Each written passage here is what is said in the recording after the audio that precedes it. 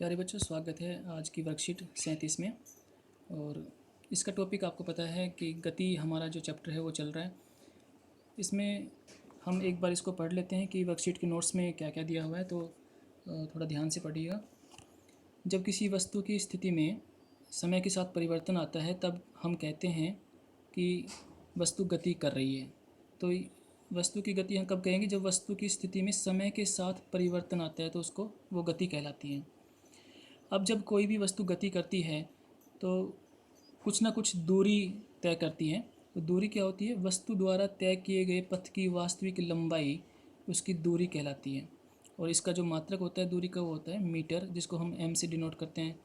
विस्थापन एक और दूरी की तरह ही एक राशि है, भौतिक राशि, लेकिन इसमें दूरी से थोड़ा सा अंतर है। वो क्या अंतर है?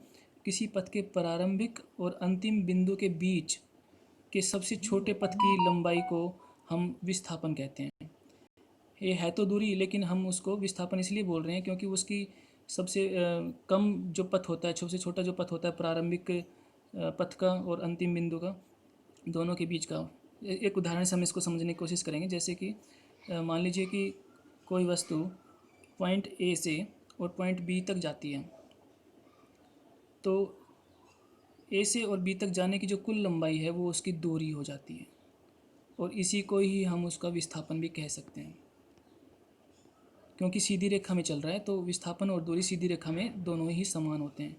अगर बात की जाए सीधी रेखा में न चलकर किसी दूसरे रास्ते से जाए, मान लीजिए कि कोई पॉइंट यहाँ से ए स्टार्ट हुआ है और यहाँ से कोई वस्तु चलते चलते इस तरह से फिर बी पॉइंट तक जाती है, तो देखिए दूरी क्या होगी और यहाँ पर विस्थापन क्या होगा। तो सीधी सी बात है, अगर हम दूरी की बात करेंगे तो इसके अंदर जितना भी उसने पथ प्राप्त किया है, पूरा पथ उसने जो कवर किया है यहाँ से लेकर पॉइंट ए से लेकर पॉइंट बी तक, ये उसकी दूरी हो जाती है। लेकिन विस्थापन की अगर बात करेंगे तो हम देखेंगे उसका आरंभिक बिंदु जो ए था यहाँ से और अंतिम बिंदु जो बी था, इसके बीच में बिल्कुल सीधी लाइन सबसे छोटा जो पथ होगा, इसी पथ को हम विस्थापन बोलेंगे। तो ये दोनों के बीच में फ़र्क हो गया। तो हमें विस्थापन और दूरी के बारे में पता लग गया। अब अगला पॉइंट है चाल। चाल किसे कहते हैं? चाल वस्तु द्वारा तय की गई दूरी की दर को हम चाल कहते हैं, यानी कि दूरी बटे में समय। ये चाल का सूत्र हो गया है और इसका जो मात्रक है वो है मीटर पर सेकंड। अब इसके बाद में एक बात आती है वेग की। तो वेग किसे कहते हैं? एक निश्चित राशि दिशा में वस्तु की चाल उसका वेग कहलाता है। तो यहाँ पर निश्चित दिशा में वस्तु की जो चाल होती है उसी को वेग कहा जाता है। तो ये एक सदिश राशि है क्योंकि दिशा यहाँ पर दी गई है, तो सदिश राशि में आ जाते हैं। अब इसके बाद में हमारे पास गति के कुछ समीकरण दिए गए हैं। तो गति के समीकरण को आप पहले भी पढ़ चुके हैं, लेकिन एक बार फिर से बता देते हैं। गति का जो पहला समीकरण है वो है v is equal to u plus a t. दूसरा समीकरण है s is equal to u t plus half a t square. और तीसरा समीकरण है 2as is equal to v square minus u square. ये इसका समीकरण हो गया। अब यहाँ पर कुछ ग्राफ दिए गए हैं। इन ग्राफ के अंदर अगर आप देखेंगे तो अलग अलग चाल को दिखाया गया है। जैसे कि यहाँ पर एक समान चाल है, जहाँ पर अगर समान किसी भी वस्तु की चाल एक समान होती है तो उसका त्वरण शून्य होता है। एक समान त्वरण होता है तो उसकी गति लगातार बढ़ती रहती है। तो यहाँ पर जो एक लाइन है वो लगातार बढ़ती जा रही है, इसका मतलब क्या है कि उसकी गति लगातार बढ़ती जा रही है, त्वरित गति हो रही है वहाँ पर।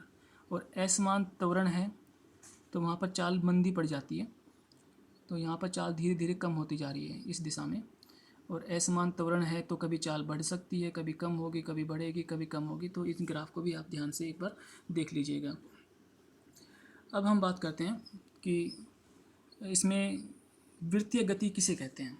तो वृत्तीय गति के लिए आप यहाँ पर देखिएगा, जब एक वस्तु वृत्तीय पथ पर एक समान चाल से चलती है तब उसकी गति को एक समान वृत्तीय गति कहा जाता है। यानी कि बिल्कुल गोल एक पथ पर जब कोई वस्तु चलती है तो इस पथ पर चलते समय उसकी जो गति होगी उसी गति को हम उसकी वृत्तीय गति बोलते हैं। गोलाई में जब कोई वस्तु चलती है तो इसके बहुत सारे उदाहरण हो सकते हैं जो यहाँ पर दिए भी गए हैं।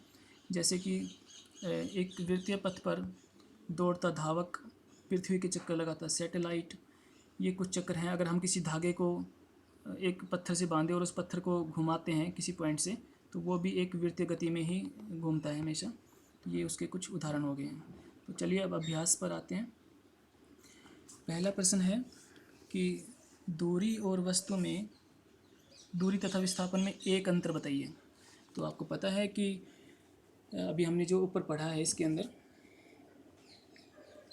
यहाँ पर दूरी वस्तु द्वारा तय किए गए पथ को, उस पथ की जो लंबाई होती है उसको हम दूरी कहते हैं, और किसी भी प्रारंभिक बिंदु से अंतिम बिंदु के बीच के सबसे छोटे पथ को हम विस्थापन कहते हैं। तो ये इसका जो अंतर है वो हो गया। इसके बाद में दूसरा प्रश्न है, गति के तीनों समीकरण लिखिए। तो गति के तीनों समीकरण आपको पता है कि आपने अभी पढ़ भी लिया है। गति के तीनों समीकरण मैंने अभी बताया था। तो यहाँ से आपको तीनों समीकरण लिख देने हैं। ये गति के 3 समीकरण हैं। तीसरा प्रश्न है, एक समान वृत्तीय गति के 3 उदाहरण दीजिए। तो एक समान वृत्तीय गति के 3 उदाहरण हमने अभी पढ़े हैं। यहाँ पर इनके आंसर हैं। पहला, वृत्तीय पथ पर दौड़ता धावक, पृथ्वी के एक चक्कर लगाता सैटेलाइट, और एक धागे से पत्थर को घुमाना। ये भी वृत्तीय गति के उदाहरण होते हैं। तो जब भी कोई भी वस्तु एक गोलाकार पथ पर घूमती है तो वो वृत्तीय गति का ही उदाहरण होता है। आप कोई भी अपनी तरफ से बनाकर भी डाल सकते हैं। इसके बाद में एक न्यूमेरिकल दिया गया है, एक सवाल है यहाँ पर कि एक एथलीट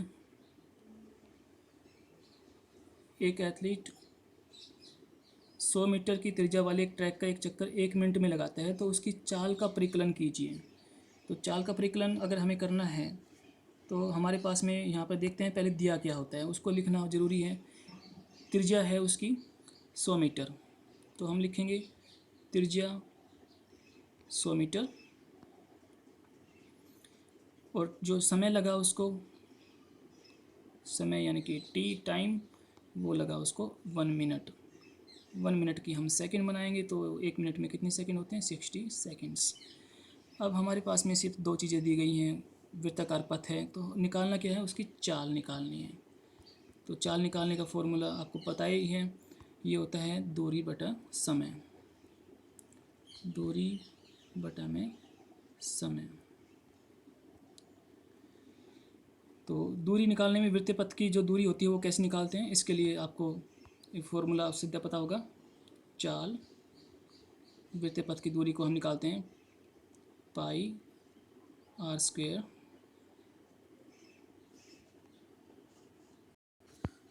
सॉरी, इसका जो फॉर्मूला है वो हम लिखेंगे 2 पाई r अपॉन समय। समय यानी कि टाइम t। तो यहाँ पर पाई का जो वैल्यू है वो पुट करेंगे 2 गुणा में 3.14 गुणा में r जो हमारे पास दिया हुआ है वो है 100 मीटर, और इन सब के नीचे में समय जो दिया गया है वो है 60 सेकेंड्स। तो इसको हम सोल्व करेंगे। उसके बाद में हमारे पास में जो इसका आंसर आएगा, इसका आंसर आएगा 10.47 मीटर पर सेकंड। ये इसका आंसर हो जाएगा। तो आज की वर्कशीट इतनी थी। तो बच्चों, उम्मीद करता हूँ कि आपको समझ में आया होगा। इसको अपने कॉपी में सॉल्व कीजिए और शेयर कीजिए ग्रुप में। धन्यवाद।